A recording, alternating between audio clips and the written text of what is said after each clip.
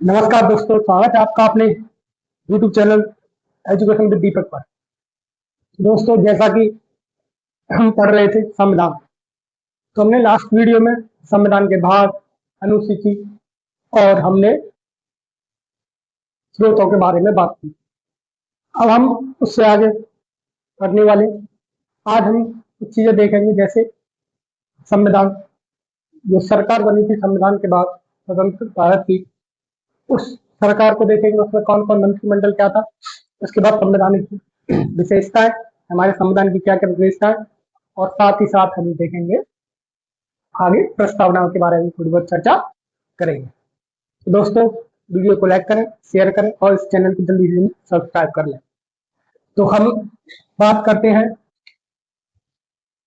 स्वतंत्र भारत का पहला मंत्रिमंडल। इस मंत्रिमंडल के सदस्य और संबंधित विभाग। जवाहरलाल नेहरू प्रधानमंत्री और विदेश मंत्री थे, ठीक है ना। सरदार वल्लभ भाई पटेल गृह, सूचना एवं प्रसारण मंत्री, राज्यों के मामलों के मंत्री। डॉक्टर राजेंद्र प्रसाद को खाद्य मंत्री एवं कृषि मंत्री बनाया। मोहम्मद अब्दुल कलाम आजाद शिक्षा मंत्री कौन थे? मोहम्मद अब्दुल कलाम आजाद। रेल एवं परिवहन मंत्री जॉन मथाई को बनाया गया। रेल एवं परिवहन मंत्री किसे बनाया गया? जॉन मथाई को। वित्त मंत्री आर के पदम षणमुखम शेट्टी को बनाया गया। श्रम मंत्री जगजीवन राम। रक्षा मंत्री सरदार बलदेव सिंह को क्या बनाया गया? रक्षा मंत्री। डॉक्टर भीमराव अम्बेडकर को विधि मंत्री। राजकुमारी अमृता कौर स्वास्थ्य मंत्री। राजकुमारी अमृता कौर को क्या बनाया गया? स्वास्थ्य मंत्री, है ना। ये संविधान सभा में थी ना शामिल। CH भाभा को वाणिज्य मंत्री। रफीक अहमद किदवई को संचार मंत्री।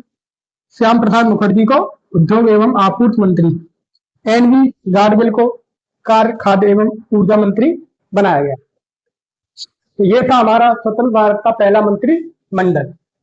अब हम आगे देखने वाले हैं संविधान की विशेषताएं। संविधान की विशेषताएं। संविधान की विशेषता क्या है? हमारा संविधान, भारत का संविधान विश्व का सबसे बड़ा और लिखित संविधान है। सबसे बड़ा और लिखित संविधान है। विश्व का सबसे पहला लिखित संविधान USA का है, जिसमें 7 अनुच्छेद है। केवल कितने अनुच्छेद है? 7 अनुच्छेद है। भारत का संविधान कठोरता और लचीलेपन का मिश्रण है, यानी कुछ प्रावधान इसमें ऐसे किए गए हैं जिन्हें हम साधारण बहुमत से बदल सकते हैं, और कुछ प्रावधान ऐसे जिनके लिए हमें विशेष बहुमत और राज्यों से आधे राज्यों का से अधिक राज्यों की अनुमति लेके ही संविधान संशोधन किया जाता है। संविधान संशोधन कौन से अनुच्छेद में? अनुच्छेद 368। अनुच्छेद 368 में क्या है? संविधान संशोधन। संघात्मक के साथ साथ एकात्मकता की ओर झुकाव। संघात्मकता के साथ साथ एकात्मकता की ओर झुकाव। सरकार का संसदीय स्वरूप। न्यायपालिका की सर्वोच्चता। न्यायिक सर्वोच्चता के साथ संसदीय संप्रभुता का समायोजन। न्यायपालिका की स्वतंत्रता के साथ साथ संसदीय प्रभुत्व का समायोजन। सार्वभौमिक मताधिकार, ठीक है ना, जो हम वोट देते हैं ना, उसकी बात हो रही है। मौलिक अधिकार है, राज्य की नीति निर्देशक तत्व है, और मूल कर्तव्य। जो मौलिक अधिकार भाग 2, नीति निर्देशक तत्व भाग 4, और मूल कर्तव्य भाग 4A, ठीक है ना। एकीकृत और स्वतंत्र न्यायपालिका। एकीकृत कैसे है? यानी कि सबसे ऊपर क्या है? Supreme court.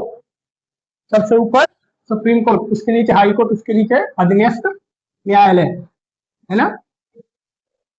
एकीकृत न्यायपालिका की बात की है, जैसे सबसे ऊपर क्या है? सुप्रीम कोर्ट, उसके नीचे हाई कोर्ट, उसके नीचे अधीनस्थ न्यायालय, है ना, न्यायालय। यानी कि सुप्रीम कोर्ट कोई भी फैसला देगा, इन सबको मानना पड़ेगा। नीचे, ऊपर से नीचे की तरफ है, एकीकृत, है ना, ऊपर से नीचे की तरफ। और पंथ निरपेक्षता, यानी पंथ निरपेक्ष राज्य, यानी कि ऐसा राज्य जिसका कोई धर्म, कोई क्या धर्म नहीं, राज्य का कोई धर्म नहीं, यानी पंथ नहीं, क्या है? पंथ निरपेक्षता। पंथ निरपेक्षता, ठीक है ना। सहकारी समितियां जो किसमें है, भाग 9 बी, भाग 9 बी में क्या है, सहकारी समितियां। एकल नागरिकता, नागरिकता की किसमें बात की गई है, पार्ट 2 में, भाग 2 में नागरिकता। एकल नागरिकता यानी कि कोई भी नागरिक केवल क्या है, भारत का नागरिक है। ये क्या है, भारत का नागरिक है। नागरिक किसका है, भारत का नागरिक। जैसे अमेरिका की बात करें, अमेरिका में दो तरह की नागरिकता है, एक नेशनल और एक स्टेट। स्टेट की अलग है और नेशन की अलग है, ठीक है ना। तो दोहरी नागरिकता किसमें है, यूएसए में। लेकिन हमारे यहाँ कैसी है, एकल नागरिकता, ठीक है ना। कहां से ली गई है, ब्रिटेन, है ना, यूके से। एकल नागरिकता का प्रावधान उन्होंने कहां से लिया था, यूके से लिया था।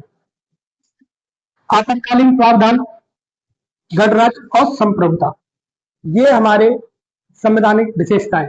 ये क्या है, हमारी संवैधानिक विशेषता। इसमें और हम देखते हैं कि ऐसे क्या क्या प्रावधान है जो संघीय और एकात्मकता दर्शाते।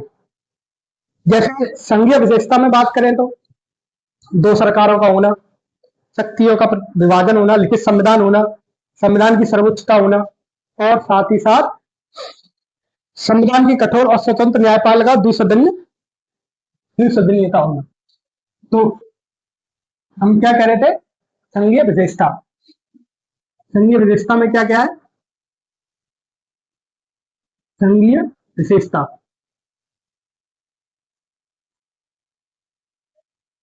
संघीय विशेषता में क्या क्या है, ठीक है। एक संविधान का होना, दो सरकारें होना, शक्तियों का विभाजन, भाई दो सरकारें हो तो शक्तियों का विभाजन होगा ही होगा, ठीक है ना। क्या है, दो सरकारें होना, दो सरकारें होना, ठीक है ना। सरकार जब दो है, सरकारों के बीच शक्तियों का विभाजन है। और अगला क्या है, शक्तियों का विभाजन, शक्तियों का विभाजन। लिखित संविधान, कैसा, लिखित संविधान, लिखित संविधान। द्विसदनवाद, क्या, द्विसदनवाद, सदनवाद यानी कि दो सदन जो होते हैं, जैसे लोकसभा और राज्यसभा है ना। द्विसदनवाद, संविधान की सर्वोच्चता, संविधान की सर्वोच्चता, संविधान की सर्वोच्चता, संविधान की सर्वोच्चता, और संविधान की कठोरता। और क्या है, संविधान की कठोरता, संविधान की सर्वोच्चता, संविधान की कठोरता, कठोरता, और स्वतंत्र न्यायपालिका।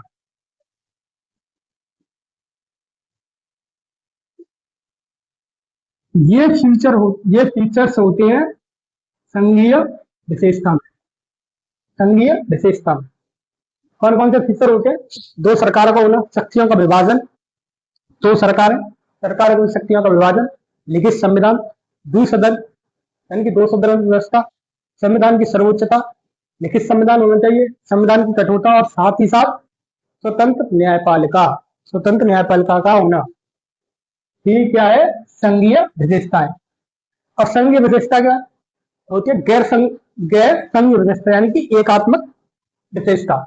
एकात्मक विशेषता में क्या है, एकात्मक विशेषता में होता है एकल नागरिकता, एकल नागरिकता, मजबूत केंद्र, एकल नागरिकता, एकल संविधान, केंद्र द्वारा राज्यपाल की नियुक्ति, ठीक है ना। राज्यों में राज्यपाल की नियुक्ति राष्ट्रपति करता है ना, केंद्र में राज्यपाल की नियुक्ति, संविधान का लचीलापन, एकीकृत न्यायपालिका, अखिल भारतीय सेवाएं, और आपातकालीन प्रावधान।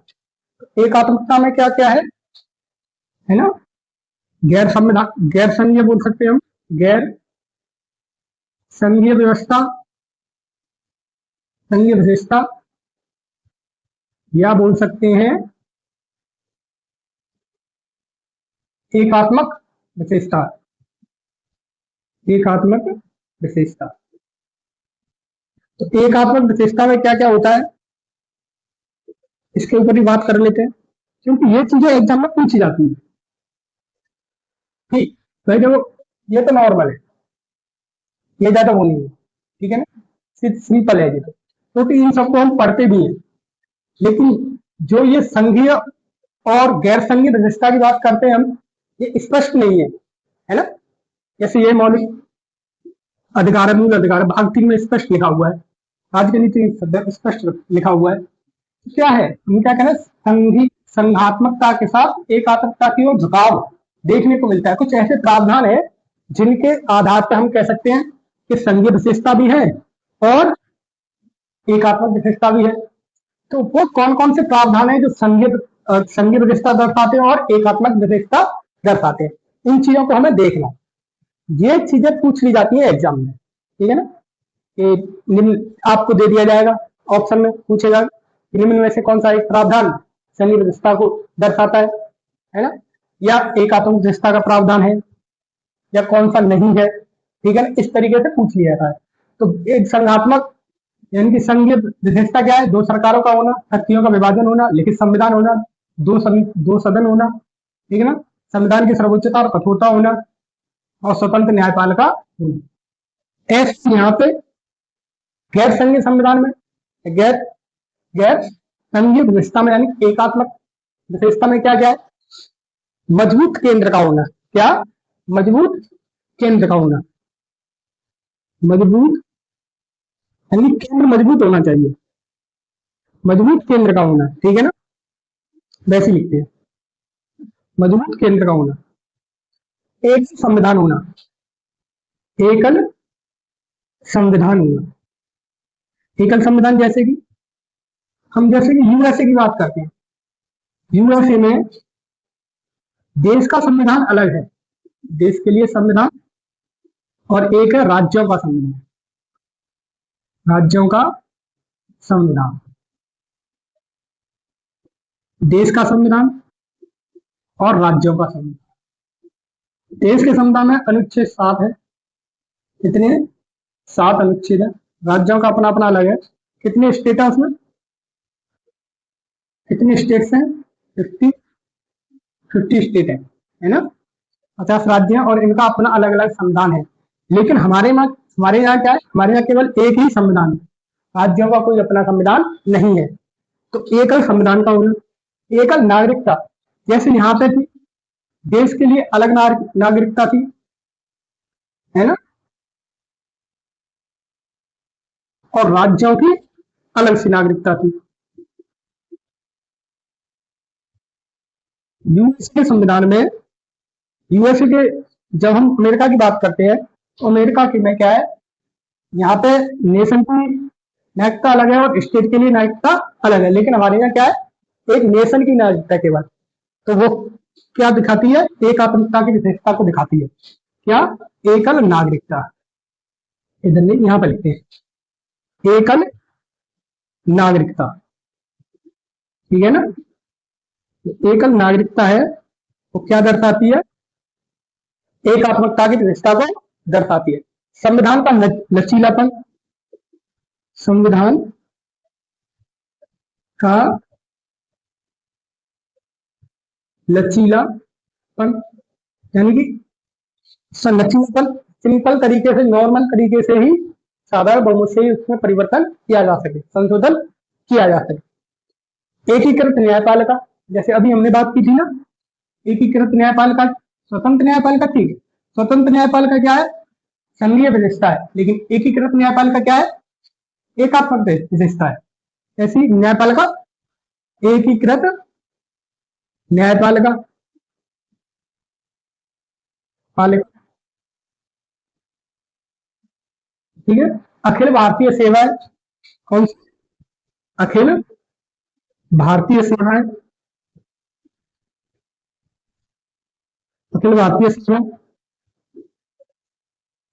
एकीकृत न्यायपालिका, अखिल भारतीय सेवा, और आपातकालीन प्रावधान, आपातकालीन आपातकालीन प्रावधान। जब आपातकालीन प्रावधान हो जाता है तो पूरा का पूरा सिस्टम, जैसे राष्ट्रपति शासन लग जाए देश में तो राज्यों का अस्तित्व खत्म हो जाता है, राज्य रहते ही नहीं है। फिर किसका शासन चलता है, किसके कानून कौन बनाता है, सब केंद्र बनाता है। प्रत्येक राज्य के मामले में, पूरे भारत के मामले में फिर केंद्र ही कानून बनाता है। राज्यों की सरकारों का अस्तित्व समाप्त हो जाता है। ठीक है ना। ये हो गया हमारा संविधान की विशेषता है। अब हमारा अगला टॉपिक है प्रस्तावना। ठीक है ना। तो अगला टॉपिक क्या है हमारा, प्रस्तावना। तो दोस्तों जल्दी से जल्दी चैनल को सब्सक्राइब कर लें और वीडियो को लाइक करें, शेयर करें। ठीक है ना। ज्यादा से ज्यादा लोगों तक शेयर करें ताकि ज्यादा से ज्यादा लोगों तक पहुंच सके। ठीक है दोस्तों। अगला क्या है, प्रस्तावना। हम पढ़ने वाले हैं क्या, प्रस्तावना। ठीक है। या उद्देश्य का बोल दीजिए, प्रस्तावना या उद्देश्य का बोल दीजिए।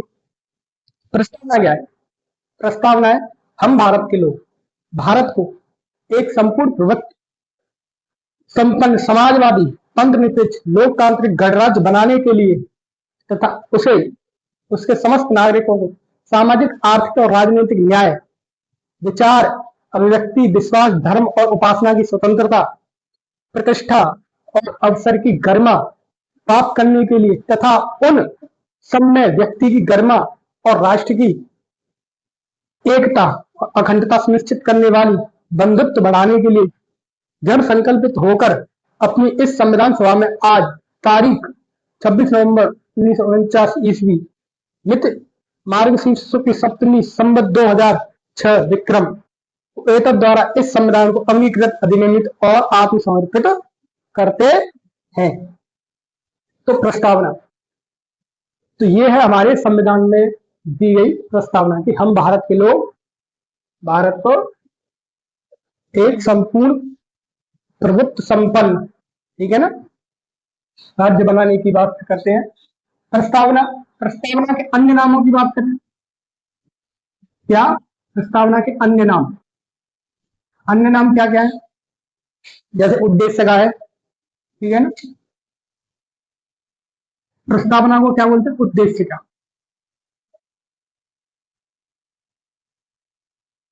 ठीक है ना। संविधान का संक्षिप्त परिचय भी बोलते हैं। ठीक है ना, संक्षिप्त परिचय, परिचय पत्र। ठीक है ना। संविधान का सार भी कहते हैं, परिचय भी कहते हैं, संविधान का सार भी कहते हैं। संविधान का सार यानी कि सारांश। ठीक है ना, सारांश, दर्शन। ठीक है ना, संविधान का दर्शन और संविधान की आत्मा। प्रस्तावना का उद्देश्य का, संविधान का संक्षिप्त परिचय पत्र, संविधान का सार, संविधान का सारांश, संविधान का दर्शन या संविधान की आत्मा भी कहा जाता है। ये वही उद्देश्य का प्रस्ताव है जिसे पंडित जवाहरलाल नेहरू ने 13 दिसंबर 1946 को संविधान सभा में प्रस्तुत किया था। इसी में उस उद्देश्य प्रस्ताव में थोड़ा सा बदलाव करते हुए हमने इसे संविधान की प्रस्तावना के रूप में अपना लिया था। तो इसमें क्या क्या बात की गई है, ठीक है ना। संविधान, इसमें बात करते हैं, इसमें बताया गया शक्ति का स्रोत, है ना, शक्ति का स्रोत। तो शक्ति का स्रोत क्या है, शक्ति का स्रोत है जनता, हम भारत के लोग। ठीक है ना। शक्ति के स्रोत की बात करें तो स्रोत की बात है वो है जनता, हम भारत के लोग। और इसमें राष्ट्र के उद्देश्य के बारे में बताया गया है। ठीक है ना, कि कैसा राज्य बनाना है, संपूर्ण प्रभुत्व संपन्न समाजवादी पंथ लोकतांत्रिक गणराज्य राज्य बनाने के लिए नागरिकों को क्या क्या प्रावधान दिया जाएगा। ठीक है ना, राज्य के स्वरूप की बात की गई है। अब देखो हम इसमें थोड़ी सी बात कर लेते हैं।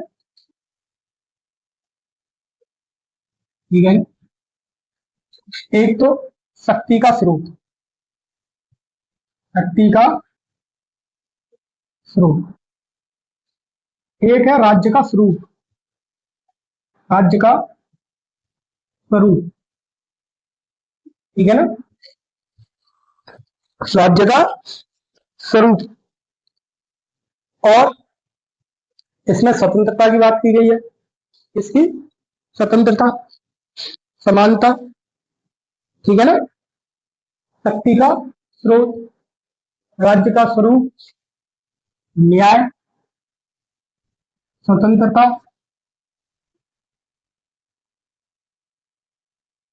ठीक है ना, बंधुता, और तारीख भी दी गई है ना, स्वतंत्रता, समानता, ठीक है ना, क्या समानता या समता लिख दो, समानता या समता, ठीक है ना, बंधुत्व, बंधुत्व, ठीक है ना, और तारीख, तारीख वही है 26 नवंबर 1949। शक्ति का स्रोत क्या है, जनता, क्या है, शक्ति का स्रोत है जनता, जिसमें क्या है, हम भारत के लोग, है ना, हम भारत के लोग। तो राज्य का स्वरूप कैसा होगा, हम भारत के लोग भारत को संपूर्ण प्रभुत्व संपन्न, है ना, संपूर्ण प्रभुत्व संपन्न, तो संप्रभुता, संप्र संप्रभुता, ठीक है ना, संप्रभुता, समाजवाद, पंथनिरपेक्ष, संप्रभुता, समाजवाद, पंथनिरपेक्ष,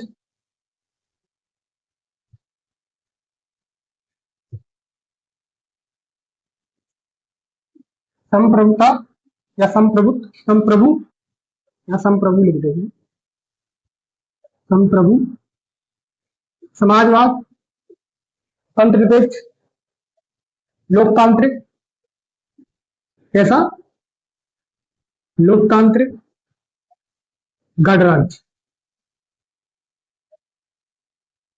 ठीक है। न्याय की कैसी आती है, सामाजिक, आर्थिक और राजनीतिक न्याय, कैसे कैसे, सामाजिक, सामाजिक न्याय, आर्थिक न्याय, आर्थिक न्याय और राजनीतिक न्याय,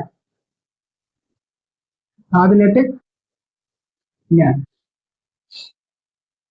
स्वतंत्रता की बात की गई है, कौन किस चीज की स्वतंत्रता दी गई है, स्वतंत्रता विचार, अभिव्यक्ति, धर्म, उपासना और विश्वास की स्वतंत्रता, किस किसकी, विचार, अभिव्यक्ति, अभिव्यक्ति, विश्वास, धर्म, विचार, अभिव्यक्ति, विश्वास, धर्म और उपासना की स्वतंत्रता, और उपासना की स्वतंत्रता। समानता की चीज की समानता की बात की गई है, प्रतिष्ठा और अवसर की समानता, प्रतिष्ठा और अवसर की समानता की बात की गई है, ठीक है ना। एकता और अखंडता को सुनिश्चित करने वाली बंधुत्व। और तारीख क्या है, तारीख की बात करें तो 26 नवंबर 1949। तो ये है हमारी प्रस्तावना, ये क्या है, हमारी प्रस्तावना, ठीक है ना। तो शक्ति का स्रोत जनता है, राज्य का स्वरूप कैसा होना चाहिए, संप्रभु, समाजवाद, पंथनिरपेक्ष, लोकतांत्रिक और गणराज्य, ठीक है ना, समाजवाद, लोकतांत्रिक और गणराज्य। इस तरीके के भारत को बनाने के उद्देश्य से उन्होंने बात की, ठीक है, समाजवादी, पंथनिरपेक्ष, लोकतांत्रिक, गणराज्य की बात, ठीक है दोस्तों। न्याय, सामाजिक न्याय, आर्थिक और राजनीतिक, 3 तरह के न्याय की बात की गई है। सामाजिक, आर्थिक और राजनीतिक न्याय की बात की। स्वतंत्रता, विचार, अभिव्यक्ति, विश्वास, धर्म और उपासना की स्वतंत्रता। समानता, प्रतिष्ठा और अवसर की समानता, ये नहीं कि किसी को अवसर ना दें और किसी को दें, सभी को अवसर समान मिलेगा, समान अवसर दिए जाएंगे। जैसे इसमें अवसर की समानता है, जैसे अनुच्छेद क्या है हमारा 16, ठीक है ना। लोक नियोजन में समानता, लोक नियोजन यानी कि सरकारी नौकरियों में समानता की बात की गई है। अनुच्छेद 15, अनुच्छेद 15 भी तो है। अनुच्छेद 15 क्या है, किसी शैक्षणिक संस्थानों में समानता, उसमें भेदभाव न किया जाएगा, नहीं किया जाएगा। और अनुच्छेद 14, इसमें भी तो समानता की बात की गई है ना, विधि के समक्ष समानता और समान संरक्षण। ये अनुच्छेद है जो क्या बात करते हैं, समानता की बात करते हैं, ठीक है ना। अनुच्छेद 17 भी है वैसे तो समानता में। जैसे हम देखते हैं मूल अधिकारों में समानता दी है ना, समानता वाला पोर्शन क्या 14 से लेकर 18 तक, अनुच्छेद 14 से लेकर 18 तक क्या है, समता का अधिकार, समता का अधिकार। तो ये क्या है, ये यही है, ठीक है ना। अनुच्छेद 14 से लेकर 18 तक समता का अधिकार। 14 में जैसे मैंने बताया दी के समान संरक्षण वाला। 15 में शिक्षण संस्थाओं में भेदभाव नहीं किया जाएगा प्रदेश के मामले में। और 16 में किसी भी लोक नियोजन में भेदभाव नहीं किया जाएगा, लिंग स्थान, जन्म स्थान, इसके आधार पर। 17 अस्पष्टता कानून। 18 में उपाधियां है, जैसे 18 में क्या है, उपाधियां। ठीक है दोस्तों, तो अब आज के लिए इतना ही, इसके ऊपर कल चर्चा करेंगे। वीडियो को लाइक करें, शेयर करें और चैनल को सब्सक्राइब करें, ठीक है ना। और अपनी राय इस कमेंट बॉक्स में बताएं। धन्यवाद।